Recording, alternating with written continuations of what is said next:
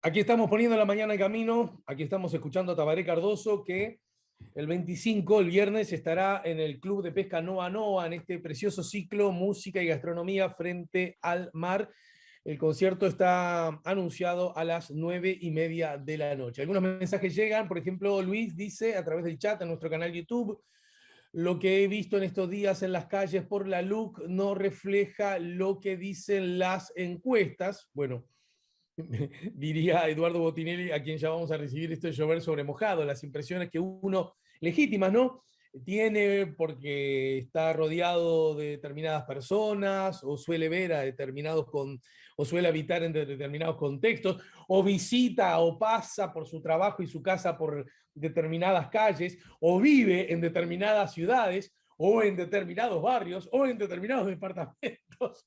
Y entonces, claro, se conforma legítimamente una mirada de la realidad, pero la realidad suele ser un poco más amplia, por definición, cualquiera puede entenderlo, y para eso están muchos instrumentos, entre ellos, no solo el único, también nos enseñan eso los sociólogos, los que hacen ese trabajo, Eduardo me consta, entre ellos un instrumento de cierta o relativa aproximación son las encuestas, pero que para nada lo dicen todo, lo encierran todo, lo proponen todo, lo sugieren todo. Bueno, no le doy más vueltas al asunto. Está precisamente Eduardo Botinelli, sociólogo, director de Factum, con nosotros.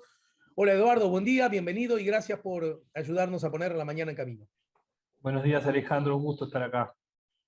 Bueno, en efecto, nada de esto para vos, que sos un tipo joven, pero sin embargo, hasta diría por trazabilidad familiar, vivís estos temas de casi desde el uso mismo de tu razón.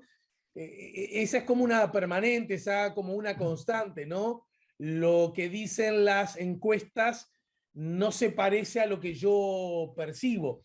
Y más allá de que ese percibo puede estar atravesado por muchas subjetividades que uno tampoco percibe, de todos modos está atravesado por objetividades que son legítimas, pero que en todo caso suelen ser parciales, ¿verdad? Sí, sí, sin dudas. Se ha puesto de moda, digamos, y con razón en el último tiempo, hablar del tema de las burbujas digitales, ¿no? Es decir, de cómo en las redes sociales uno va viendo una realidad a partir de un algoritmo que le muestra lo que uno quiere ver, ¿no? Bueno, en parte también existen las burbujas reales, terrenales, digamos, y no digitales, que es el entorno en el que uno se mueve. Claro. A qué escuela van los niños, las niñas, a qué, bueno, si hacen una actividad extracurricular, no sé, van a un club, bueno, ¿qué club van? ¿En qué barrio viven? ¿Cómo es el grupo de amigos? Digamos, todo eso va formando la percepción que tienen las propias personas de lo que sucede. Y en realidad lo que sucede muchas veces está fuera de ese contexto, ¿no? Para poner un ejemplo bien claro, si uno va a La Teja, en La Teja gana el sí, o sea, y quien vive en La Teja y se mueve en el entorno de ese barrio, o esos barrios, digamos, limítrofes, ahí la sensación que hay es que el sí arrasa. Y con razón, porque después, en los votos, La Teja, efectivamente, el sí probablemente arrase. Ahora, si uno va a Carrasco, a Positos, Punta Carretas, y probablemente la impresión sea otra. Claro. Y estoy poniendo esto como de cuestiones, digamos, territoriales y con comportamientos claros en forma diferencial, ¿no? Entonces, muchas veces también sucede con los actos, ¿no? Fue mucha gente al acto, fue disparate de gente en el acto de cierre de una campaña electoral, de la que sea, no solamente del referéndum. Y cuando uno cuenta o contabiliza la cantidad de gente que fue a ese lugar, no alcanza ni para conseguir una banca de diputados o algo muy masivo, de repente una cosa de cierre, bueno, alcanza el 10% del electorado, digamos, un acto mega masivo, ¿no? Uh-huh. Entonces, muchas veces esas cosas van permeando esa percepción que tiene que ver con los entornos, ¿no? Bueno, el grado de participación que se tenga en la política, es decir, hay todo un conjunto de elementos que hacen que las percepciones y la propia construcción personal de lo que pasa en el país se ve atravesada por esas realidades. Recuerdo, esto lo sé por oídas, ¿no? Naturalmente, y vos ni te cuento, pero siempre se habla, a propósito de esto que vos decís, la importancia de los cierres en los actos masivos y el número de público que te acompañó o no a ese cierre, a ese acto. Siempre está como un emblemático cierre por lo multitudinario, y tengo entendido hasta ese momento nunca antes visto en tal dimensión, el cierre de la campaña de la elección del año 1971 del Frente Amplio, que generó, en una época además donde vos me tenés que ayudar, porque seguramente has estudiado el tema, no habías nacido, pero has estudiado el tema, en donde el insumo, encuestas de opinión pública, era una absoluta rareza, y por lo tanto las cosas se medían de acuerdo a ese entusiasmo callejero, y eso provocó a algún veterano, veterano o veterana militante de la izquierda de aquellos años, provocó que esa persona tuviera una grandísima decepción cuando el Frente Amplio ni siquiera obtuvo votos suficientes como para ganar la intendencia de Montevideo, a pesar de protagonizar un acto masivo como nunca antes se había visto, ¿no? Sí, claro. Es que efectivamente esa historia es muy recurrente, como gráfica, para mostrar ese elemento. Es decir, el Frente Amplio tenía una concentración muy fuerte de los votos en Montevideo y había una euforia muy importante, la necesidad de participación, de presencia, que era el arranque, el comienzo, todo el calor. Entonces, claro, realmente, bueno, también de oídas y cuentos y entrevistas y demás, la propia dirigencia política se engañó. Realmente quedaron con la idea de que efectivamente era posible un triunfo del Frente Amplio en el 71. Claro. Tiene que ver con esas percepciones, ¿sí?, de los actos, de la movilización, que generan, bueno, esos entornos, que no había encuestas, no había encuestas. Y como contrapartida a eso, y esto es pre-redes con todo lo que ello implica, ¿no? Hablando de burbujas y entornos, como contrapartida a todo eso, ¿te acordás aquella famosa frase acuñada por Sanguinetti y en su entorno acerca de las mayorías silenciosas, ¿no? Sí, Esas claro. que, esas que terminaban entre comillas, inexorablemente, una vez sí y otra también, dándole el voto a los colorados, por ejemplo, ¿no? Que no militaban tanto, que no llenaban tanto las calles, que no ejercían tanto ruido, ni tanta sirena, ni tanto grito, ni tanta bocina, pero que con su voto, por supuesto, eso también ha cambiado, al punto tal que la izquierda política del Uruguay terminó ganando las elecciones, además las terminó ganando con mayoría propias y durante 3 periodos consecutivos. Pero quiero decir, era como en respuesta a aquello otro de lo masivo, de lo multitudinario, las famosas mayorías silenciosas que no les gustaba mucho ni la alaraca, ni la manifestación pública, ni el acto, pero que a la hora de votar marcaban el rumbo de una elección. Sí, es que si uno mira cualquier acto, siempre son más, o casi siempre, son más las personas que no van a los actos que las que van, ¿no? Obvio. Entonces, en general, no siempre y no en todos los contextos y no para todos los partidos, pero sí, en términos generales, sí. Y después lo que hay es, además de esa mayoría silenciosa, ese que no se expresa públicamente, que no pone banderas en la casa, que no milita, digamos, activamente. Claro.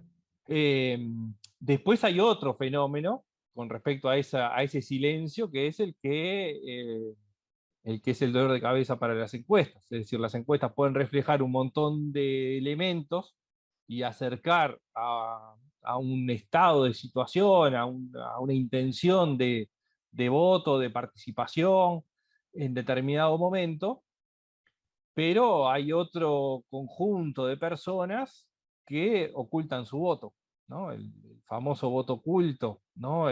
O también lo que se dio ya hace 40 años, la espiral del silencio, más de 40 años, Claro, claro. 50 años ya, ¿no? Es decir, que es una generación de opinión pública que se va formando por debajo, digamos, no perceptible y no recogible necesariamente a través de las encuestas, que también hacen a esa construcción de una posición no esperable o no visible. Exacto. Bueno, y justamente, tomando en cuenta todos estos asuntos, se dio a conocer días atrás, de cara al domingo, la última encuesta que difundió Factum, ¿verdad? Sí, es la última previa al referéndum del domingo. Es decir, fue realizada 2 semanas antes de que efectivamente se lleve adelante el acto eleccionario, el referéndum, el recurso de referéndum, el domingo 27. La encuesta fue realizada entre el 11 y el 14 de marzo, por eso decía, refleja lo que el estado de situación a 2 semanas antes.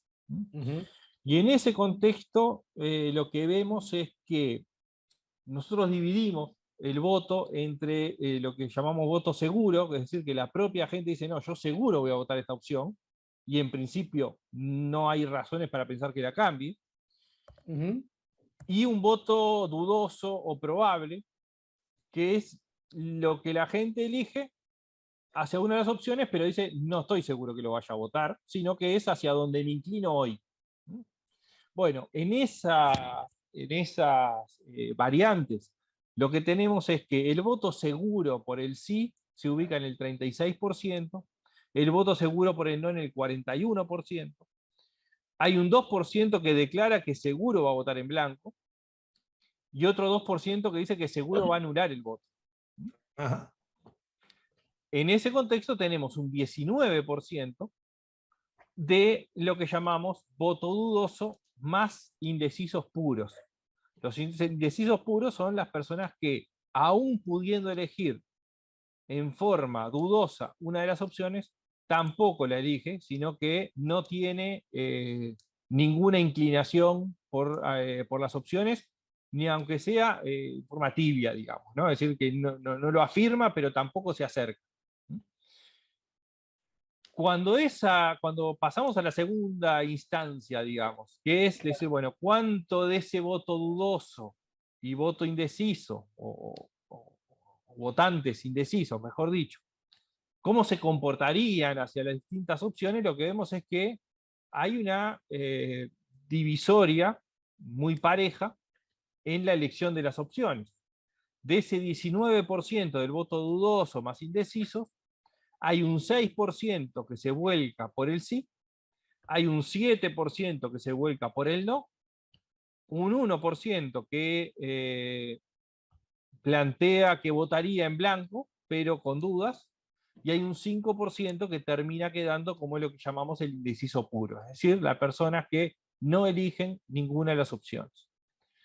Si nosotros suponemos, y esto es una suposición, que quienes se inclinan en forma probable por una de las opciones efectivizaran su voto hacia ese lugar, tendríamos al sí en el 42%, al no en el 48%, el voto en blanco estaría en un 3%, el voto anulado quedaría en 2%, y todavía quedan 5% de indecisos puros para distribuir, para que se distribuyan ellos mismos, digamos, ¿no? Que elijan efectivamente por una de las opciones. Entendido.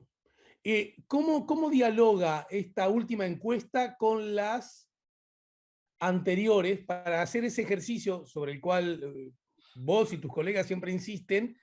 Hay que ver, digamos, las tendencias, ¿no? ¿Cómo dialogan? ¿Cuáles han sido las tendencias en esa dirección? Bueno, yo diría que se pueden ver 2 tendencias que son que pueden dar ideas distintas. La primera es, si miramos solamente el voto firme lo que muestra es un comportamiento distinto entre el no y el sí. El no, nosotros tenemos 4 mediciones en total.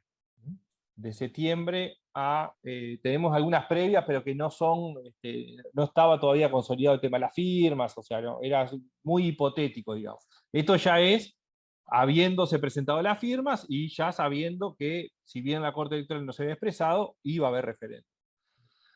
Si nosotros miramos el voto seguro por el no, dentro de los márgenes de error que tiene la encuesta, pero sistemáticamente lo que se veía era una consolidación del voto firme por el no, que pasa del 38 al 41%.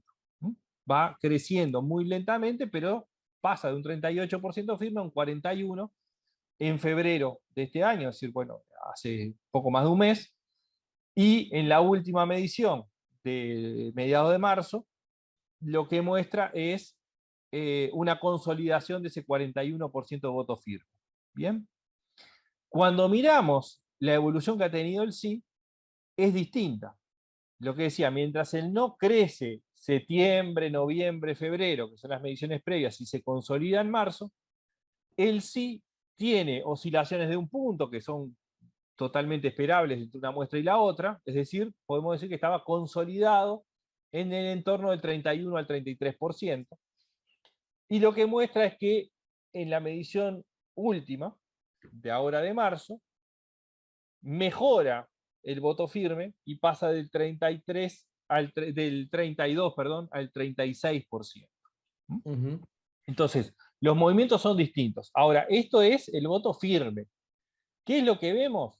Cuando pasamos a ver cómo se movió el voto probable, lo que vemos es que en realidad las variaciones fueron bastante menores en los movimientos entre una medición y la otra, y lo que vemos es más bien estabilidad.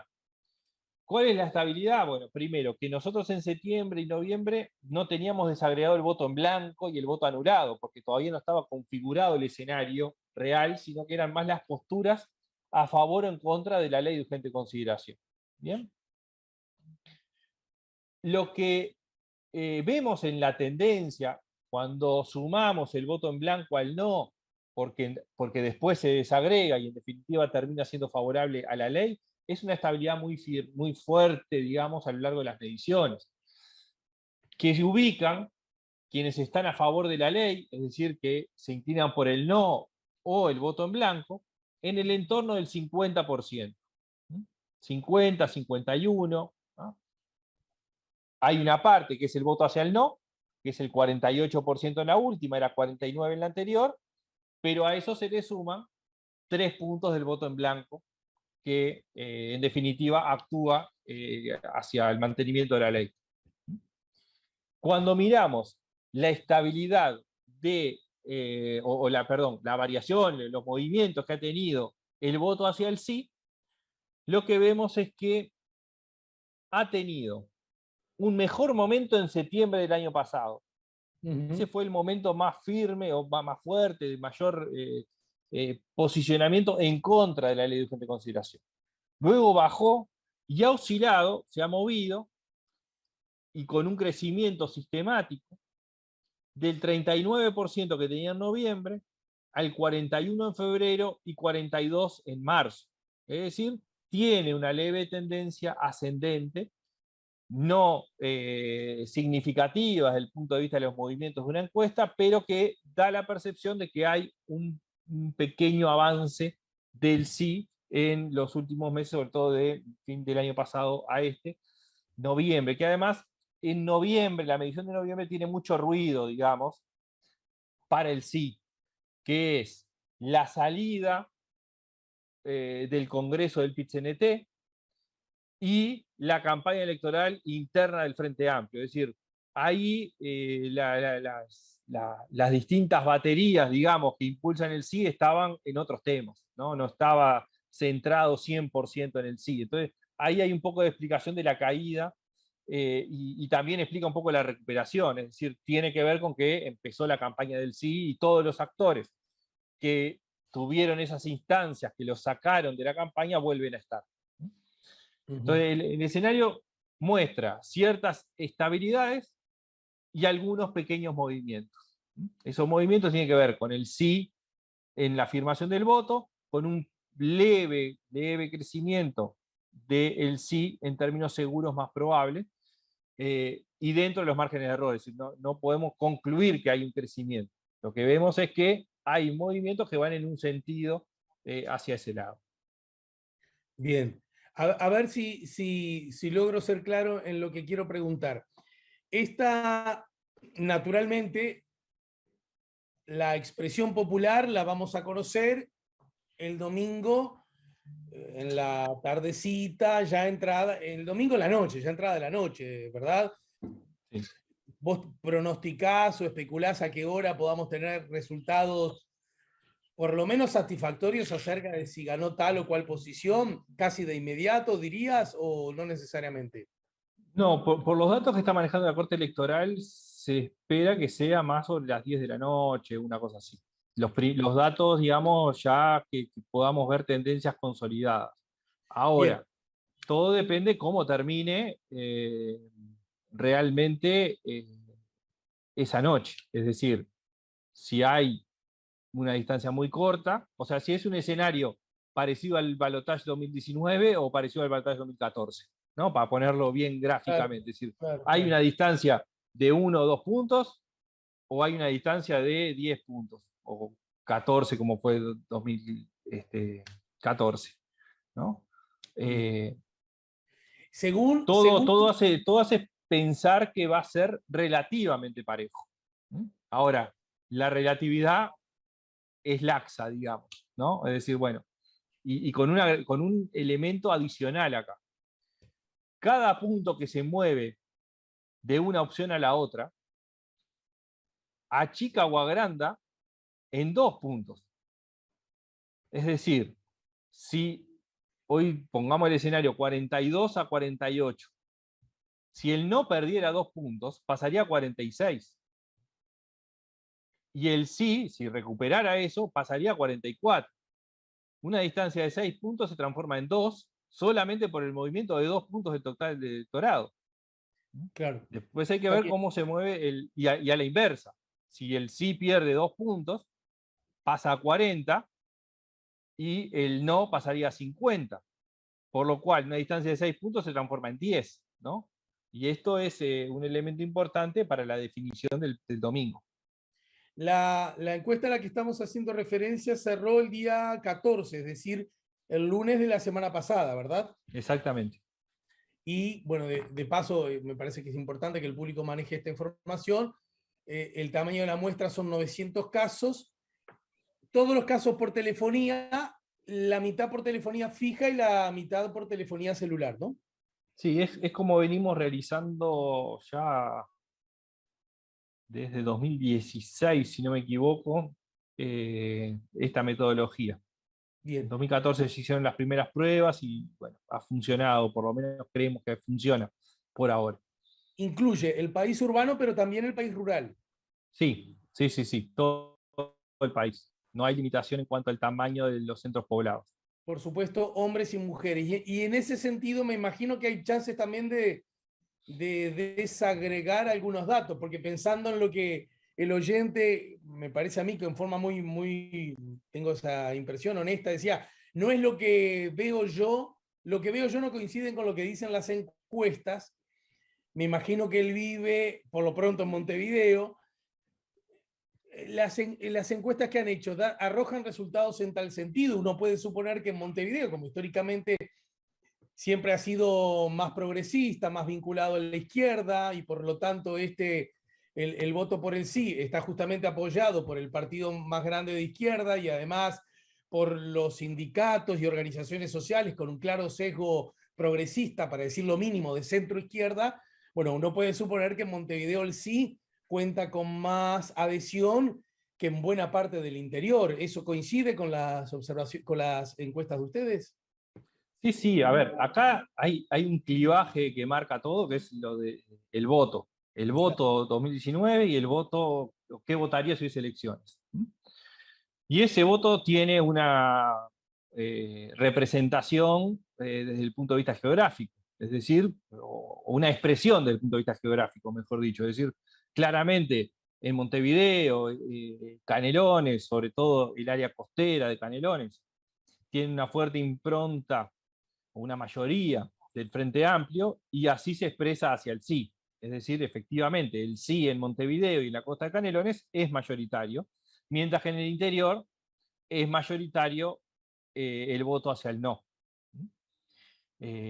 Incluso esto hay que tomarlo con pinzas, pero en principio la distancia del no sobre el sí en el interior es un poco mayor que la distancia del sí sobre el no en Montevideo.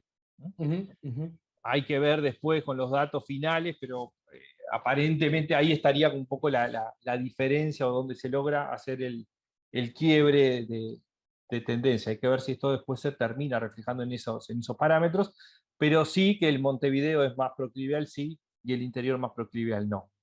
Eduardo, yo no sé exactamente Factum en general y vos en particular qué expresión están manejando, pero yo viendo estos resultados, si me apoyo en estos resultados, los últimos que da a conocer Factum, sobre los cuales estamos hablando hoy, me parece que no sé si aplica otro adjetivo que decir que el no de aquí al domingo luce como favorito. Sí, sí. O sea, ¿Sí o no? sí, hay una tendencia favorable al mantenimiento de la ley. ¿Ah? Eso es bastante claro. Pero no es una distancia, no solamente por la encuesta en sí, sino por las tendencias observadas de estabilidad con pequeños movimientos, con la salvedad que decía con respecto a cuánto pesa el trasvaso de un punto de una opción a la otra, es decir, el doble peso que tiene, la distancia que hay una campaña electoral, hubo debates, hubo otros que no hubo debates, o sea, debates suspendidos, está Hubo la palabra debate, del claro, y presidente, anuncio de no debates, ¿no? ¿no? Exactamente. La palabra del presidente, la cadena del sí, el trabajo en el territorio, el trabajo en lo que digo territorio digital, el trabajo militante en las redes sociales como forma de llegar a determinados públicos. Todo eso tiene impacto, si no, no se harían las campañas electorales. ¿No? La campaña electoral lo que buscan es cambiar lo que existe o llevar hacia su opción. Entonces, bueno, y otro elemento adicional que pongo arriba de la mesa es, hemos visto, no solamente en Uruguay, también lo vivimos en Uruguay, pero lo vimos en Reino Unido con el Brexit, lo vimos en Estados Unidos, en Colombia, que hay movimientos cada vez más frecuentes de último momento de sectores del electorado que pasan, sobre todo en estas instancias donde son dos opciones, que pasan de un lado para el otro. No sabemos si puede pasar o no, no lo sabemos. Lo que sí sabemos es que entre octubre y noviembre algo de eso pasó.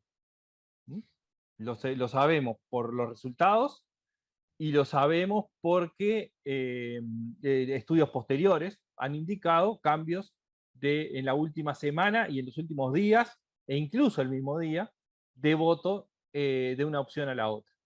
Entonces, teniendo todas esas salvedades, y no es una especie de abrir el paraguas, sino de transmitir un poco las limitaciones que tienen las encuestas, lo que hablabas al principio, de bueno, la herramienta es muy importante, es muy útil, pero tiene limitaciones.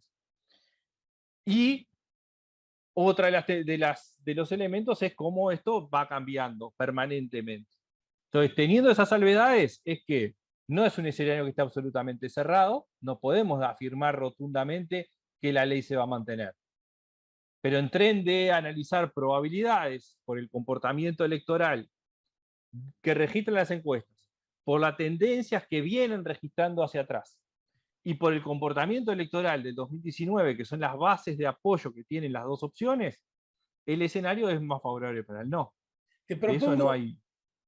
perfecto, clarísimo. Te propongo una muy breve, estás muy ocupado, lo sé, pero una muy breve pausa, porque yo recuerdo incluso de haberlo hablado contigo y también con Oscar, tu viejo, acerca de que él decía que en estos casos de consultas populares, en el marco de referéndums, a propósito de leyes, se colaba casi inevitablemente de manuales, y citaba muchos ejemplos del exterior, un apoyo o no al gobierno, casi la lógica de una elección a medio tiempo, a mitad de periodo, como es habitual en otras naciones, ¿no?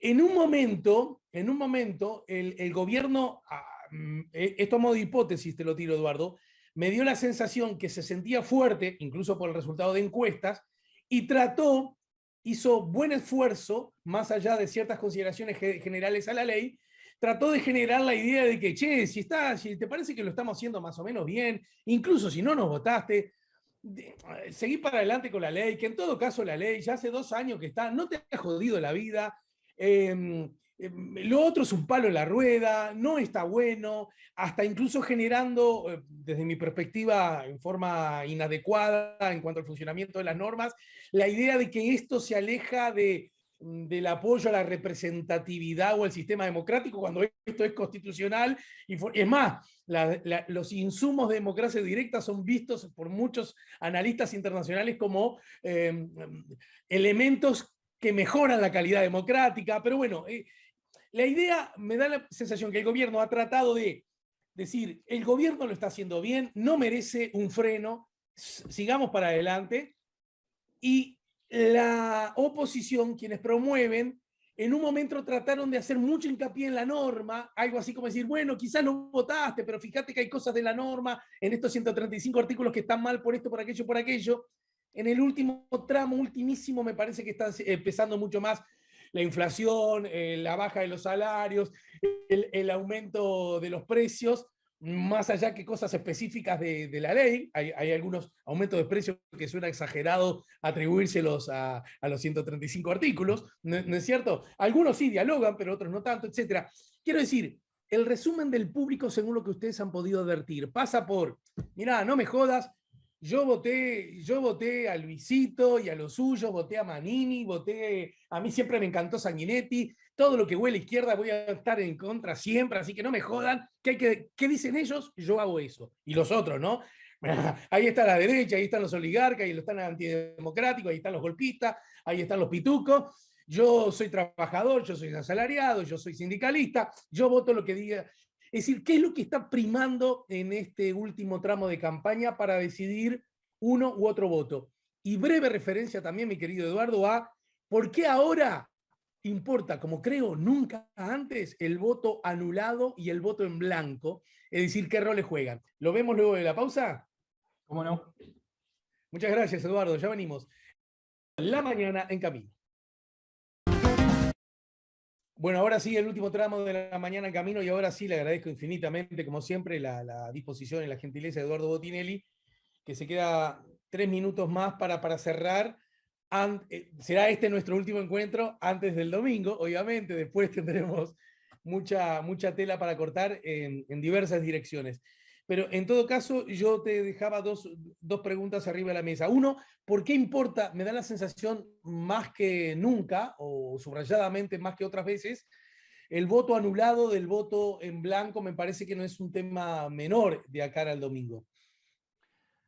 Bueno, es que la ley que reglamenta los referéndums separa el voto en blanco del anulado, que no sucede en otras instancias. O sea, por ejemplo, cuando en las elecciones nacionales se distribuyen las bancas, se toman los votos válidos, y los votos válidos excluyen el voto en blanco y el voto anulado, o sea, las dos opciones. Por lo tanto, siempre cuando presentamos las encuestas y cuando incluso se reportan en los medios, el voto en blanco y anulado en general no se separan, ¿no? Es Claro. como una sola cosa. En los referéndums sucede una cosa distinta. Los votos válidos se consideran todos los votos a excepción de los anulados. Los votos en blanco se consideran parte de los votos válidos. Y adicionalmente, el artículo 40 de la ley establece que los votos en blanco se suman al no.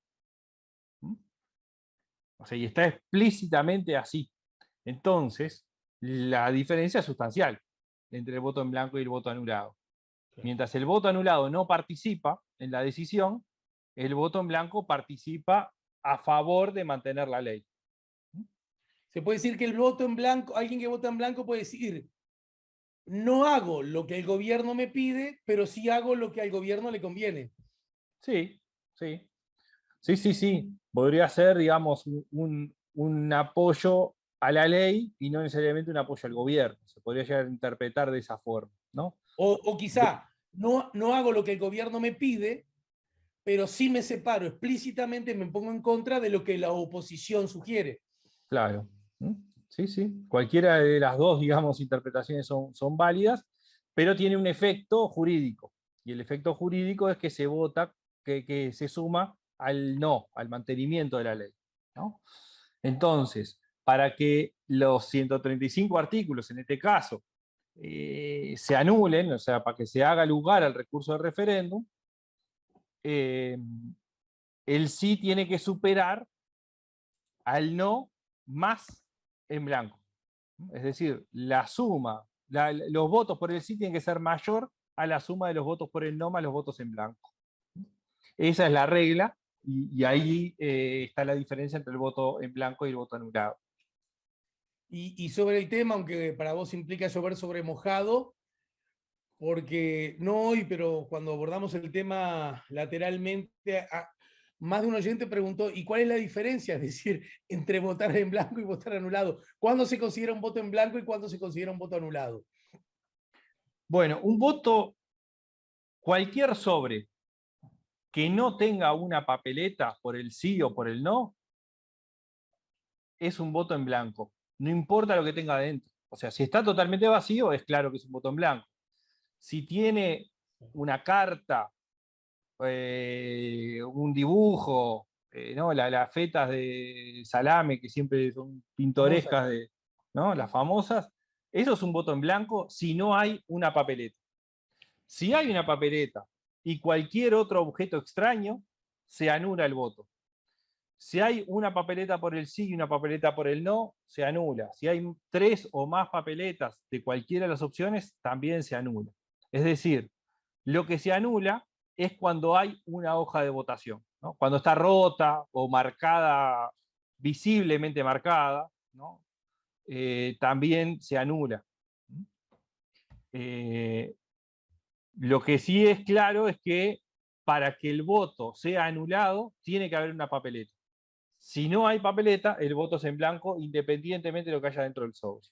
Y según el encuentro que han tenido con el público encuestado, ¿qué es lo que está motivando una u otra posición?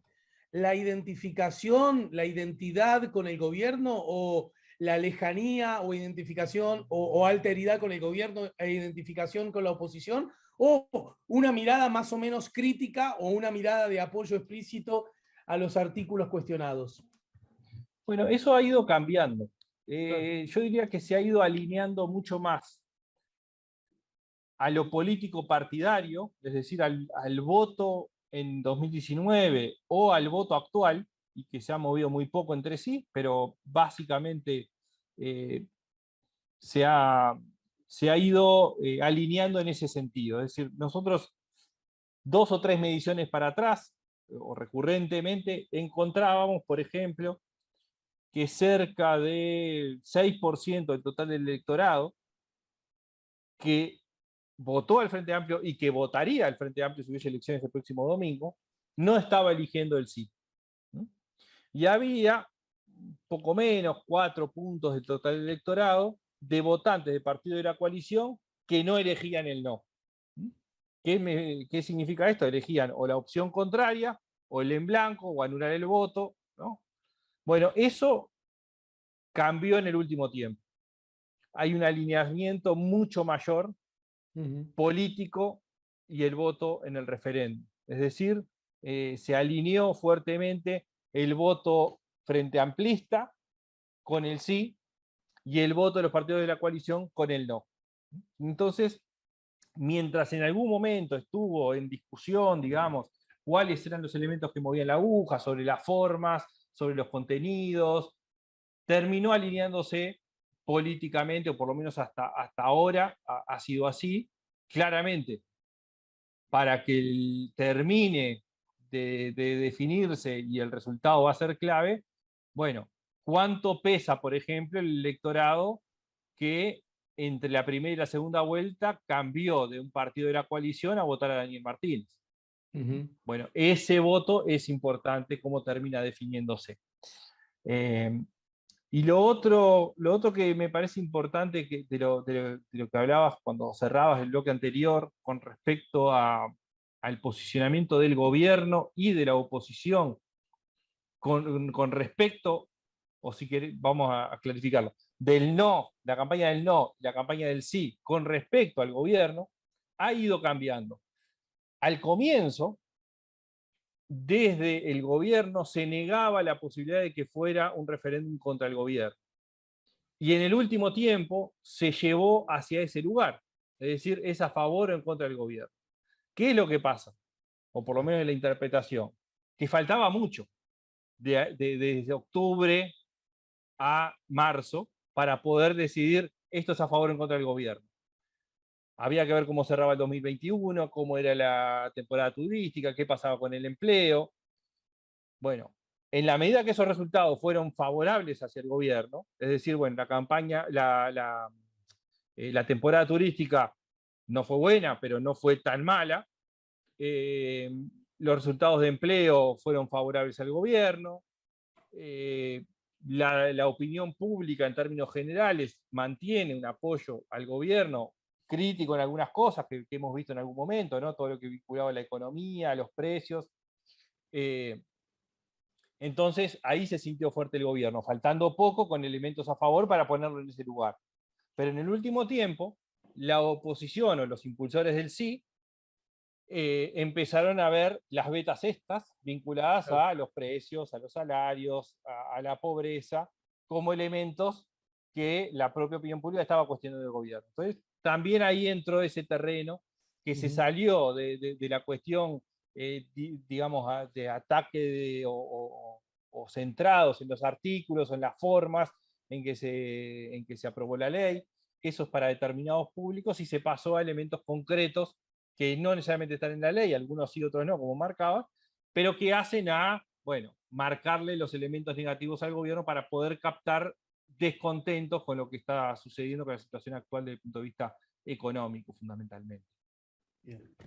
Bueno, mi querido, como siempre, Eduardo, muchas gracias y nos reencontramos más temprano que tarde, ¿sí? Muchas gracias a ti, Alejandro, a las órdenes. ¿Van a ser ustedes como algunas empresas? Me da la sensación que se hacía más antes que últimamente las famosas encuestas a boca de urna. No, este año, y tengo entendido que no va a haber, por lo menos las consultoras, lo que he podido conocer, digamos, que no va a haber. Antes era, sí, en instancias electorales no hay dudas, en los referéndums en los que menos historia hay, digamos, de proyecciones de escrutinio. Plebiscitos ha habido, pero en los referéndums no, tampoco ha habido tantos, fueron pocos. Bien. Eduardo, otra vez, sociólogo, director de Factum, gracias por el tiempo y gracias por ayudarnos a poner la mañana en camino. Gracias a ti y a las órdenes, Alejandro, que andes bien.